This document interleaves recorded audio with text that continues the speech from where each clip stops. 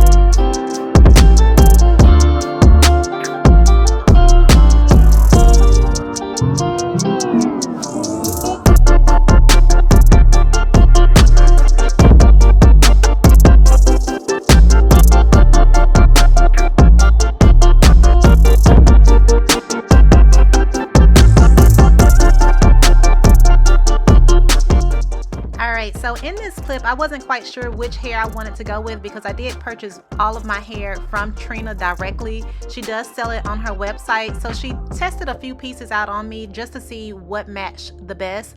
The first one that you saw was her raw Cambodian hair, and this one that you see her using now is the kinky straight hair.